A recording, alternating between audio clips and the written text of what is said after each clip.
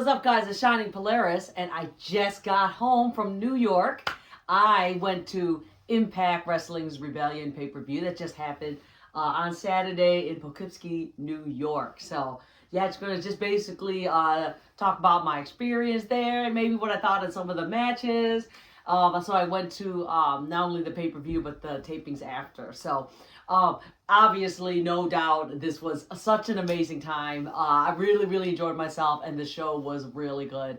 Across the board, besides just being really good, I think there were some people, I think the only criticism this show had was because this show did not have any big surprises or debuts. It was basically just, you know, the really good matches, and then, of course, you have Josh Alexander winning the title, which is the big thing. So, but for me, you know, like, I of course, we all would like some debuts and surprises, but I think they're going to save that for Slammiversary, because if you know, this is the 20th anniversary for Impact or TNA, and Slammiversary is the anniversary of it. So I think they're, you know, this pay-per-view basically just finished those really big storylines, and then for Slammiversary, I think that's when we're going to have a lot of the fun debuts and surprises. So anyway, so just to show off some of my stuff. I also went to Windy City Riot in Chicago, like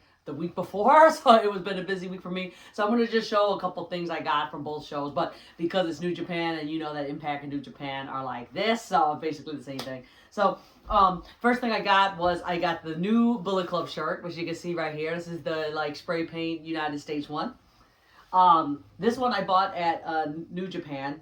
This is another Bullet Club shirt. Like it's a different logo, but you got the nice sleeve design. When I went to Windy City, they had a meet and greet with both Jay White and Will Ospreay. So here are the autographs I got, and they're actually really nice. I like it because they both signed it pretty big. So this one is the Jay White 8x10, and here was Will Ospreay, and I got a picture with both of them, and that was like such a fun experience. So here, I got the poster. Again, I wish sometimes they do like just the paper poster. Other days they do the foam board, and I rather have the foam board. I think that's cooler. But anyway, I got the poster. So every event I go to, I'll buy a poster. It's the one. You got Moose and Josh on there. This was really cool. I think they saw the success of the Slammiversary one, which it was right there. I don't want to take that out. But the Slammiversary VHS, so they just made one of Bound for Glory. You can see this is the VHS one, so I'm really excited about that. Actually, I'll put it right here with my. And if they keep selling these, they're about $30 a piece. But if they keep selling VHS of their latest pay-per-views, I am definitely going to buy them because they're just fun. And like, who does VHS anymore? Nobody. Let's see. Oh, and I got this. Speaking of foam board, so like, they're So I like the way they're getting better at how they're setting up their merch table and the meet and greets, but also it could be because of the pay-per-view, so that's why. But they had like a lot more stuff at the merch table. Like before then, it was just basically all the guys' newest T-shirts, the like Micro Brawler toys, posters, little stuff like that. But this time they were selling a lot of other stuff like props and you know, like bags. You know, they have the hoodies and jackets now, and stuff from other shows. So this one, so I got this. This is the Bound for Glory 2020 show, and they were just selling this for $20, and I'm like, you know what? I want this poster. So this is the foam poster that I was talking about. Really enjoyed that. So yeah, like I said, if I get as many posters as I can from the show I go to. And then I don't know if you can see that. No, it's right here. This is the event tee, the Rebellion event tee right here. It's on my mannequin. They have two designs, that one and then the other one with almost look like the poster.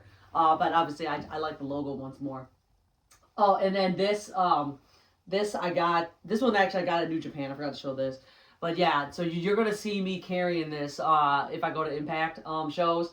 So you'll definitely see me at the tapings, like this week's episode of Next. I'm like, ooh, Bullet Club for life. But yeah, so what's cool about this, and I posted it on Twitter many times, is that Jay White came over Wiped his face on this towel, so you know I am never going to watch that. Not creeping at all. So yeah, so I think that's all of my merch. Oh yeah, anyway. Again, I already showed you this, but this is the other poster, a foam poster. This is my favorite one. They were selling this at the show. I think there's only one more left of this one. This is obviously of Kenny and the Good Brothers, and they were trying to sell me this poster, even though I've already bought it. So, yeah. So they have one more of that. But anyway, just wanted to show that off because I just took it off the wall so I can like put it somewhere else. All right, let's see. I think that's it. Yeah. Okay. Anyway, I was like, did I buy anything else? Okay. So, the show itself, like I said, it was in what's it, like, Mid-Hudson Convention Center. Good sized place.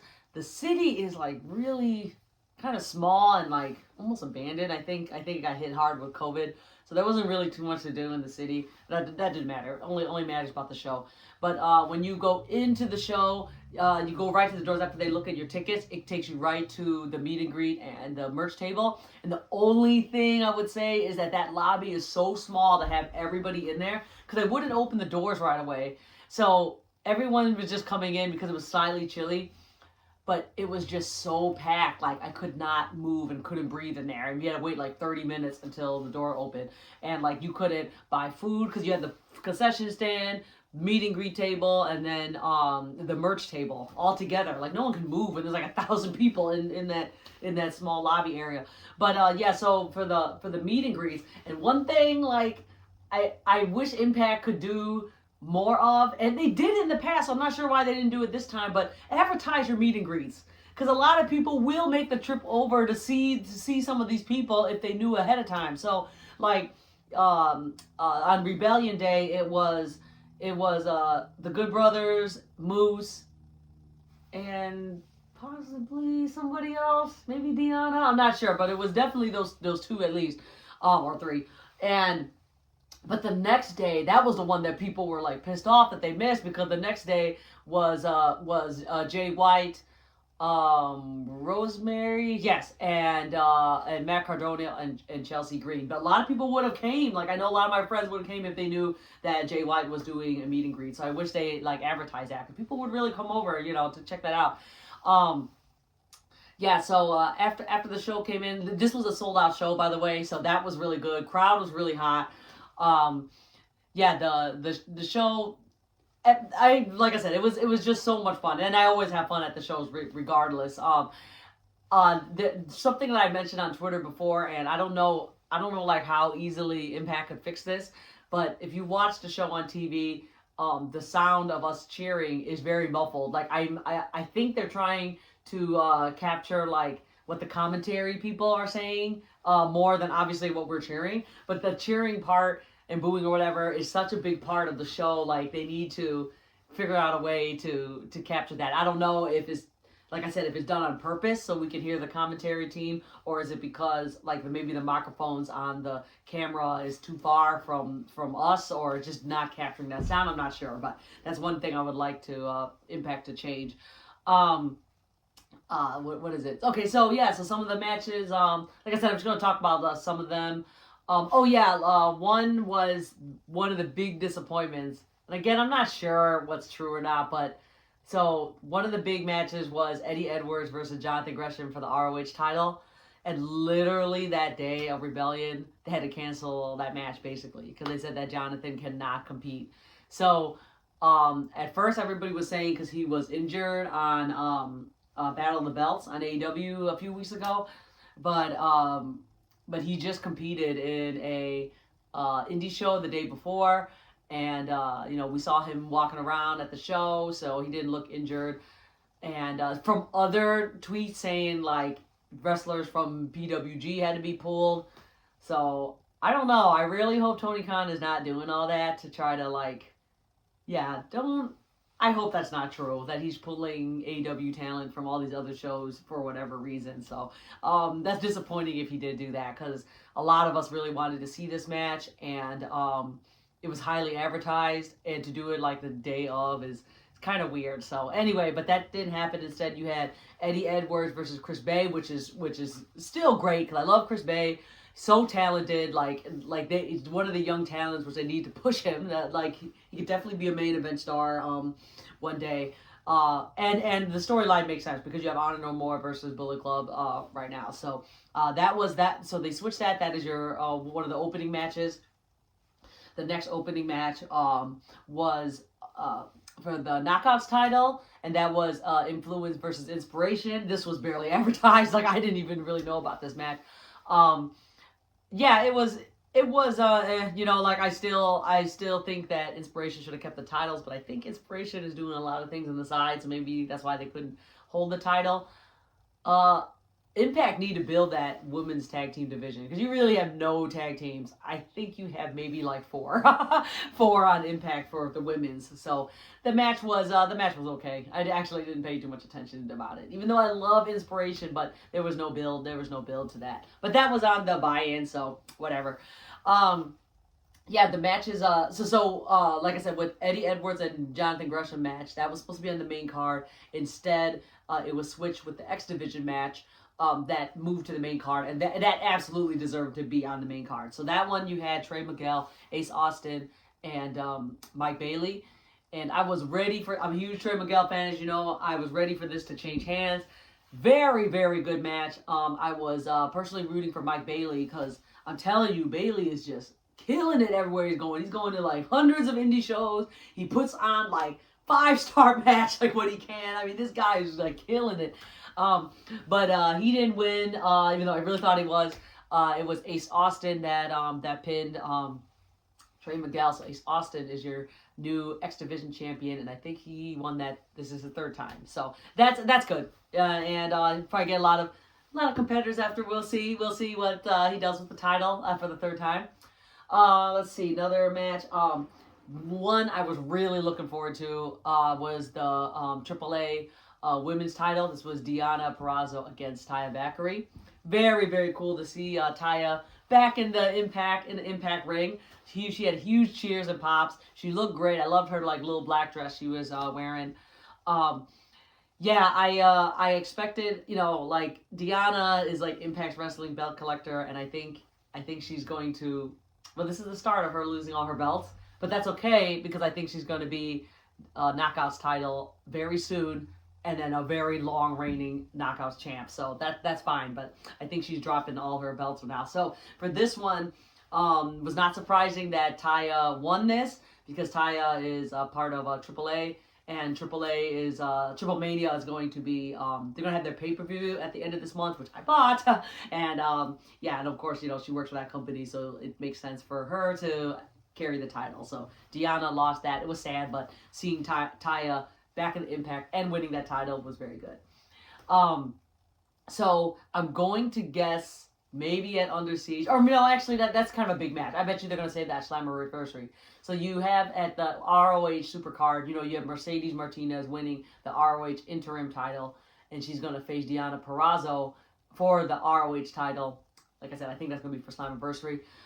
Yeah, she is probably going to lose that, and it's like, oh man, that's like so disappointing because, you know, I personally see Deonna as a better wrestler than Mercedes, but Mercedes being the signed, you know, AEW talent, of course, she's going to win that title back. So, there were a couple people saying they would rather just see Deonna strip of the title instead of losing, and I see that too because I really don't want to see Deonna looking weak. So either she is stripped or some sort of huge shenanigans of why she lost. But I think she's just going to lose it. She'll lose it clean, and then we just move on from there. So, let's see. The next match. Oh man, I'm gonna have a lot to say about this. I mean, I'm talking about the tag team match. That's the one I'm looking forward to. I mean, of course, I am biased. You already know why. But because this was an eight-man tag team match for the title, and they already announced 5 of the teams, which means 3 are a surprise. And like I was really hoping let one of the 3 or all 3 be surprise teams, even if it was like a fun tag team just for that day. So my speculation, I had some wild speculation. I was like, okay, Briscoes for sure, but then I forgot they were at a GCW show, so that didn't happen. My friend suggested Time Splitters, which was Alex Shelley versus Kushida. That would be huge if Kushida just came from NXT and went straight to Impact. But then Alex Shelley was also at the same GCW show, so that wasn't going to happen. I suggested Gorillas of Destiny, that was a huge one. Everyone was like, yeah, that would make sense if they came over. I wasn't sure if they were in Japan or not, so I don't know. Another team that people really were hoping was Enzo and Morrissey. So I was like, oh yeah, that makes sense. So what happened? You got the 5 teams that were announced. You have VBD. They're gonna come out last because they're the champions.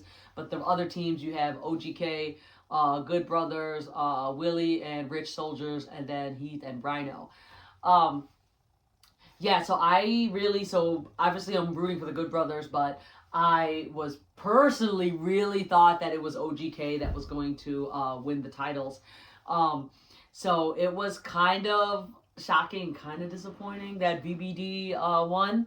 But I kind of see why VBD won it. This is my opinion, is because, spoiler alert, not really, because it was highly advertised. Briscoes, they showed up the next day, and they obviously challenged for the title immediately. So my thing is, like, all those other tag teams are very strong, like, with like Good Brothers and OGK, which should be one of the title holders.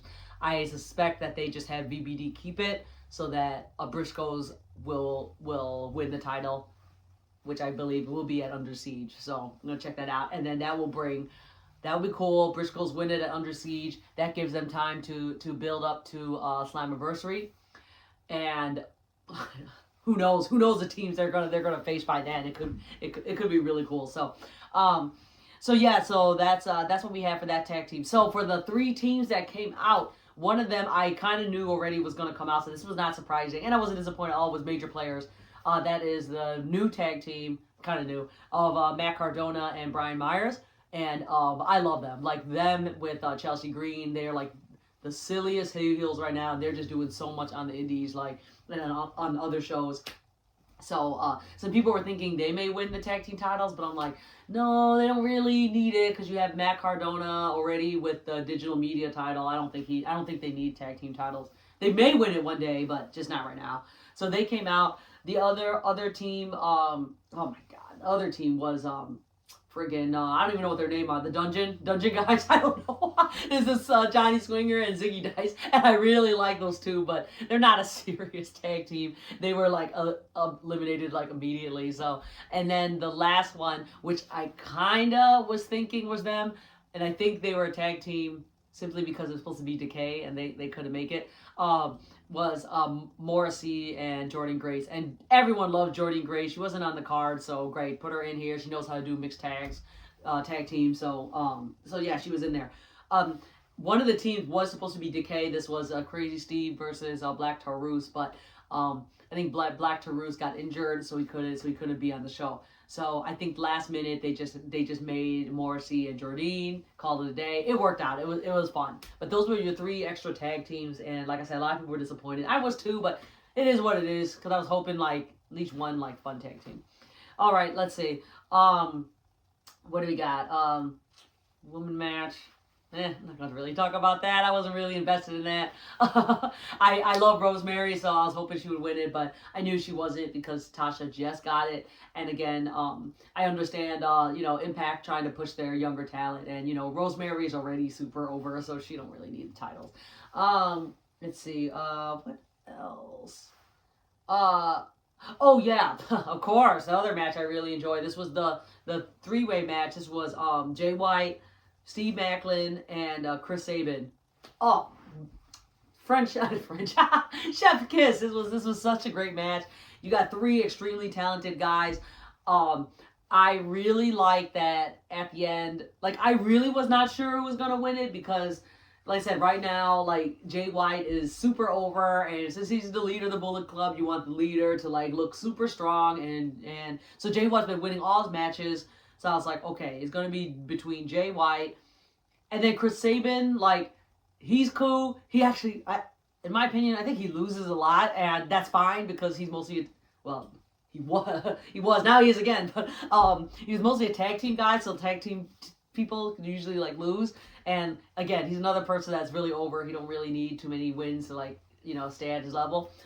The person here that needs to be pushed the most is Steve Maclin. So I was really happy that Steve Maclin won this match, and he looked great with the like kind of like the Punisher look he was going for.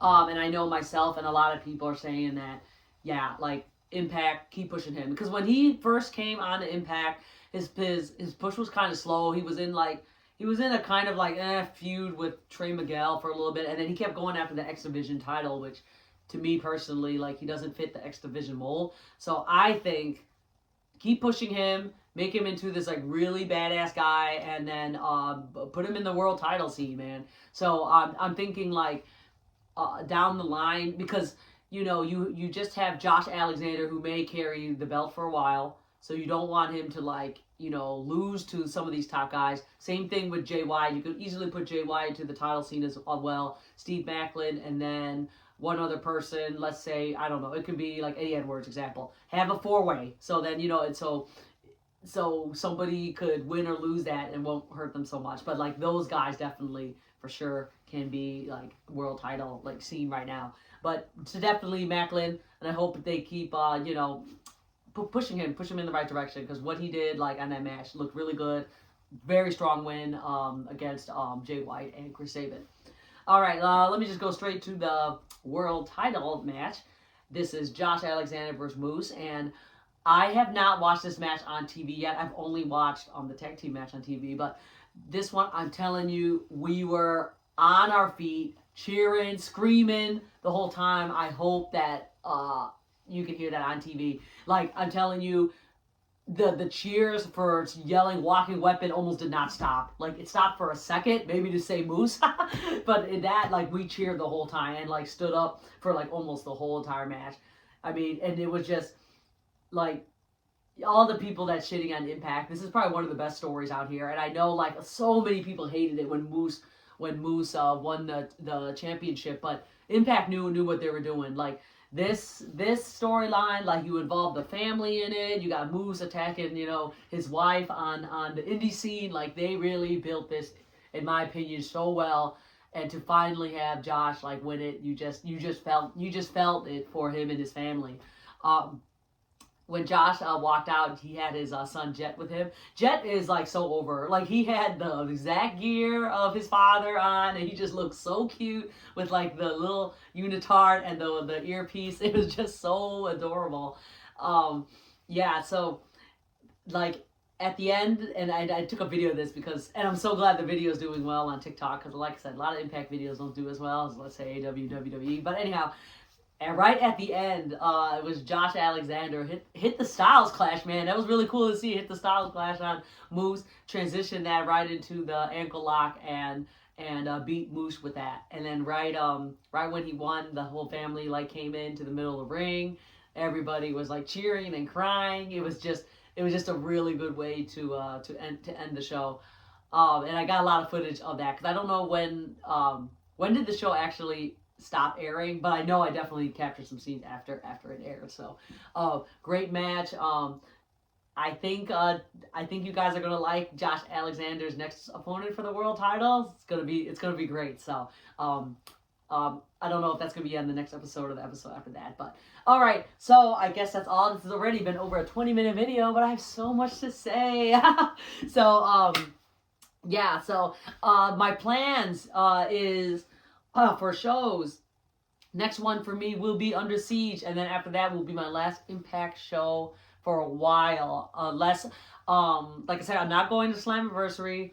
And then we don't know the show schedule, so unless it's local, so Under Siege would be in Kentucky. If they had shows like, let's say, Indiana, Kentucky, Michigan, I may be able to drive over there. Yeah, so I may go to those shows. So I can't say like it won't be forever, but if after Slammiversary, if they announce the schedule and they're all like in the South, or East Coast, I'm not going. So we're gonna have to see about that. But on the opposite note, I will be attending a lot of AEW shows, which is one of the reasons why I can't go to Slammiversary. is because like I plan to go to the Forbidden Door show, which is a week after Slammiversary, and then of course Double or Nothing in May. So there you go. Thank you guys so much for watching. Follow me on Twitter at Shining Polaris, and Instagram for at Shining Polaris as well, and on TikTok for all your great clips. And that is at Shining Polaris AEW. So thank you guys for watching. I know this video is a little bit long, but I have so much to say. And yeah, like I said, I'm always on Twitter, so say hi to me or whatever. And I will see you next time. All right, bye.